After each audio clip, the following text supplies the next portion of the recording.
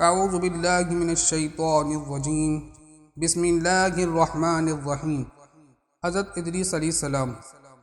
قرآن مجید نے فرمایا، اے نبی کتاب میں ادریس کا ذکر کریں، بے شک وہ سچے نبی تھے اور ہم نے ان کو بلند مقام پہ اٹھا لیا۔ اللہ تعالیٰ نے حضرت ادریس علیہ السلام کی تعریف فرمائی۔ آدم علیہ السلام و شیس علیہ السلام کے بعد سب سے پہلے ان کو نبوت عطا ہوئی۔ انہوں نے سب سے پہلے قلم سے لکھا۔ انہوں نے آدم علیہ السلام کی زندگی کے 308 سال دیکھے۔ ایک روز حضرت ادریس علیہ السلام اپنے کام سے فرصت پا کر بیٹھے ہی تھے کہ اسی وقت موت کا فرشتہ اللہ تعالیٰ کی مرضی سے آدمی کی صورت میں مہمان بن کر رات کے وقت حضرت ادریس علیہ السلام کے دروازے پر پہنچا۔ وہ روزے سے تھے۔ جب شام ہوئی تو افطار کے وقت آپ کا کھانا جنت سے آتا، جس قدر چاہتے کھا لیتے، باقی کھانا دوبارہ جنت میں چلا جاتا۔ اور اس دن کا کھانا جب جنت سے آیا تو حضرت ادریس علیہ السلام نے وہ کھانا اس مسافر کو پیش کر دیا۔ مسافر نے کچھ نہ کھایا، بس عبادت کرتا رہا۔ حضرت ادریس علیہ السلام کو ان کا یہ حال دیکھ کر حیران ہوئے کہ یہ کون شخص ہے۔ جب دن کی روشنی پھیلی تو حضرت ادریس علیہ السلام نے ان سے کہا، اے مسافر، تو میرے ساتھ چل کہ ریگستان میں جا کر اللہ تعالیٰ کی قدرت دیکھیں۔ تب دونوں بزرگ گھر سے میدان کی طرف نکلے۔ جاتے جاتے گندم کے ایک کھیت میں جا پہنچے۔ موت کے فرشتے نے کہا، چلو اس کھیت سے گندم کی چند بالیں لے کر ہم تم مل کر کھائیں۔ حضرت ادریس علیہ السلام نے فرمایا، عجیب بات ہے کہ تو نے گزشتہ رات حلال کھانا نہ کھایا، اب حرام کھانا چاہتا ہے۔ پھر وہاں سے دونوں بزرگ ایک دوسرے باغ میں جا پہنچے۔ وہاں بھی انگور دیکھ کر حضرت اسرائیل علیہ السلام نے کھانے کا ارادہ کیا۔ حضرت ادریس علیہ السلام نے فرمایا کہ غیر ملک میں کھانا حرام ہے۔ پھر جاتے جاتے ایک بکری کو دیکھ کر حضرت اسرائیل علیہ السلام نے کھانے کا ارادہ کیا، تو پھر حضرت ادریس علیہ السلام نے کہا، دوسروں کی بکری کو ذبح کر کے کھانا منع ہے۔ اس طرح 3 دن تک دونوں بات چیت میں لگے رہے۔ تب حضرت ادریس علیہ السلام نے فرمایا کہ اللہ کے واسطے ظاہر تو کرو تم کون ہو۔ اس نے عرض کیا، میں اسرائیل ہوں۔ تب حضرت ادریس علیہ السلام نے فرمایا، بھائی سب مخلوق کی جان تم ہی قبض کرتے ہو؟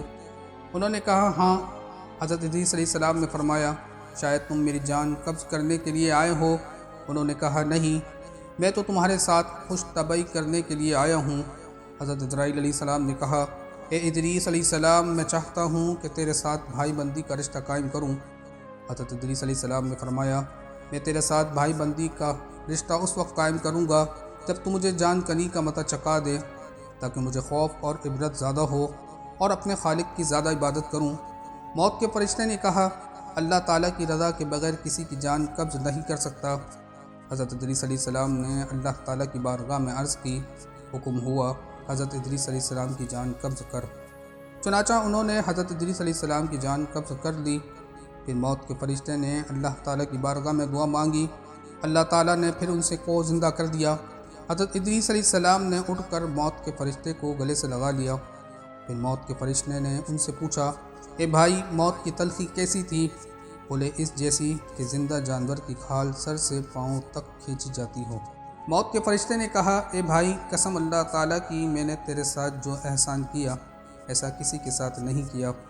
حضرت ادریس علیہ السلام نے فرمایا کہ اے بھائی، مجھے دوزخ دیکھنے کا شوق ہے، تو مجھے اس کے دروازے تک لے چل، تاکہ میں اس کو دیکھنے سے خدا کا ڈر زیادہ ہو اور پھر میں زیادہ عبادت کروں۔ تب موت کے فرشتے نے اللہ کے حکم سے ان کو دوزخ کے 7 طبق دکھائے۔ پھر حضرت ادریس علیہ السلام بولے، اے بھائی، مجھے کو جنت دیکھنے کی خواہش ہے کہ اسے دیکھ کر خوشی حاصل کروں اور زیادہ عبادت کروں۔ پھر وہ ان کو جنت کے دروازے پہ لے گئے اور انہوں نے اپنی آنکھوں سے جنت کے مناظر دیکھے۔ پھر کہنے لگے، میرا پیاس سے برا حال ہے، اجازت ہو تو جنت میں جا کر ایک پیالہ پی لوں۔ تب انہوں نے کہا، تم وہاں سے واپس آنے کا وعدہ کرو۔ شدید پیاس کی وجہ سے حضرت ادریس علیہ السلام نے واپس آنے کا عہد کیا اور اپنی جوتی درخت طوبہ کے نیچے چھوڑ کر جنت میں داخل ہو گئے، کیونکہ باہر آنے کا عہد کیا تھا۔ جنت سے باہر نکلے اور پھر اپنی جوتی دے کر جنت میں چلے گئے اور درخت پر جا بیٹھے۔ کچھ دیر کے بعد موت کے فرشتے نے آواز دی، اے بھائی، تاخیر مت کر۔ اس کے جواب میں حضرت ادریس علیہ السلام نے کہا، اللہ تعالیٰ فرماتا ہے، ہر شخص کو موت کا مزہ چکھنا ہے، اب میں تو جان کنی کا مزہ چکھ چکا۔ اور حق تعالیٰ فرماتا ہے، جو جنت میں گیا پھر وہ باہر واپس نہ آئے گا۔ اے بھائی، اب میں ہرگز باہر نہیں آؤں گا۔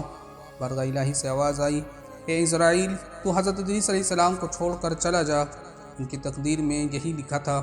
حضرت ادریس علیہ السلام تو جنت میں جا بسے، ان کے تمام بیٹے دن رات جدائی کے غم میں مبتلا تھے۔ ایک روز ابلیس ان کے پاس آیا اور کہا کہ تم رویا مت کرو، میں تمہارے باپ کی طرح کی ایک شکل بنا دیتا ہوں، تم ان کو دن رات دیکھو اور پوجا کرو، اس سے تمہارا سب دکھ درد جاتا رہے گا، تم سب خوش رہو گے۔ ابلیس نے ایک ایسی صورت بنائی کہ ان علیہ السلام کی شکل اور اس میں کوئی فرق نہ تھا، صرف اتنا فرق تھا کہ یہ صورت بات نہ کرتی تھی، اور وہ لوگ اس صورت کی پوجا کرنے لگے، یہاں تک کہ آہستہ آہستہ بت پرست دنیا بھر میں پھیل گئے۔ کوئی آدمی اللہ تعالیٰ کو نہ جانتا تھا، علم و عمل میں ان کا کوئی دخل نہ تھا۔ پھر اللہ تعالیٰ نے حضرت نوح علیہ السلام کو ان پر پیغمبر بنا کر بھیجا تاکہ وہ ان کو سیدھا راستہ دکھائے۔ وآخر دعوانا ان الحمد للہ رب العالمین۔